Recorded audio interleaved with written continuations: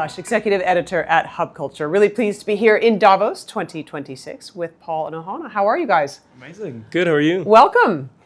So I have been very interested in the sustainability conversation at Davos because while it hasn't been as highlighted within the Congress Center, certainly I've had some incredible conversations here. Been speaking with people about the kind of aftermath of what's happened since the High Seas Treaty has come in London in the last week, how that has been an actual lift for the industry. Within the Congress Center, we know, although there are only officially 4 conversations about climate change, that word resilience was the kind of code word, the secret word for the conversations in there.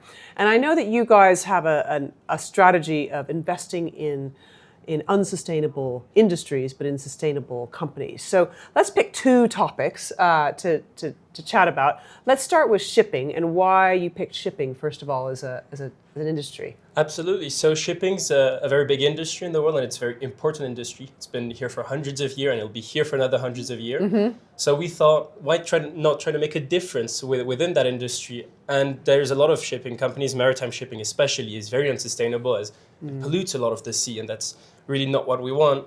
And so we've been working with people and investing in companies that are trying to make a better place and try to make a better industry within that space. And we've seen especially some companies do incredible work with AI, for example. I know we've heard it a lot in Davos, but right. they are doing some good work. Give me an example. Good. Give me Absolutely. an example. So there are companies that are working with an AI software to track where headwinds are, how currents are working, to pick the best route for ships to use the less fuel possible. So we're already saving fuel and saving the ecosystem at the same time. So it's a great innovation. What about fuel within shipping? Is that an area you're interested in investing in? We're not currently invested in any, but it is obviously a very big part of sustainable investments within maritime shipping, and it's something we're working towards.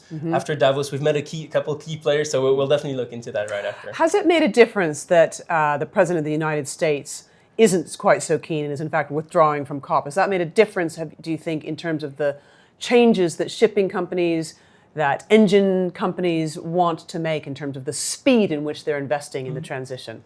It's absolutely made a difference. We've seen some key players in America be a bit more scared to join that market. But however, we saw a similar force on the opposite with Europe, a lot more eager to get into that space. And we're seeing a lot of companies in Europe trying to find innovation and counterbalance what's happening in the US. Interesting. It matches what I heard from Peter Tull Larsen at Reuters Breaking Views, who was saying that actually a lot of asset managers are moving money out of the United States and into places like Europe. Well, let's talk about another topic. Ohana, give us a sense of some of the work that you're doing within food production and especially within the ocean. Yes, definitely. So, while less big than the shipping company, definitely an important one because it's about feeding everyone on Earth. So it's about, we've noticed that fisheries are said to be overconsumed, very bad for the environment. But it's about what you consume and the way you do it. And so we're investing in companies that are doing it differently, doing it better, doing it with a better quality for everyone without necessarily raising the prices. So Give me an example. Yeah, of course. So I can give you an example with mangrove reinforcing shrimp farming, higher quality shrimps, lower expenses in terms of what you need to put them for them to survive.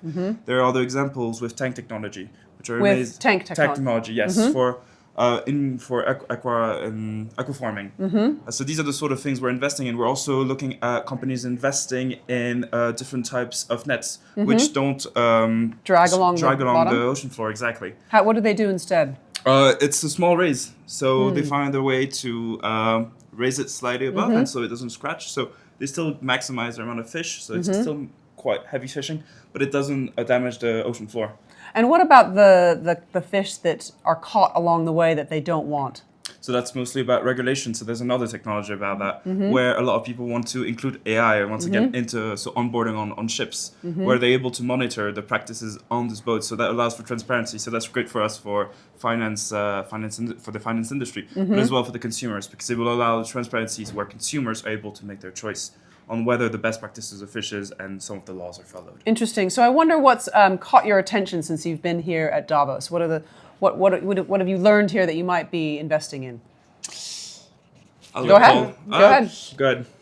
So a big topic here was AI health and that transition, and especially the female quotient, for example. There are a few events around women health, especially, and that's a topic I've heard a lot around here in Davos. That they're bridging the research behind diseases that everyone has that's heavily under researched for women, so it's not as effective for them, and they're building that research with AI, and it's going a lot quicker. So we're seeing huge advances in women health, especially due to AI in health. I think the biggest thing about AI in health is the speed. We're going to see a lot more new drugs. We're going to see a lot more research on these topics.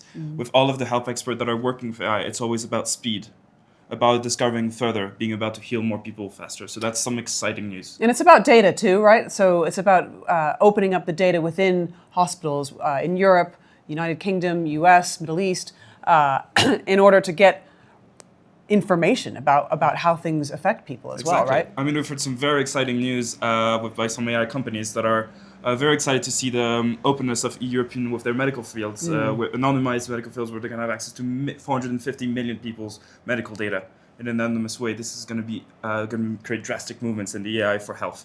I'm very hopeful for AI and the things these tech geniuses are doing. Great. And we're happy to invest in them. Excellent. I love it. So thank you very much, Paul and Ohana, for stopping by the Hub Culture studio. And I'm Edie Lush.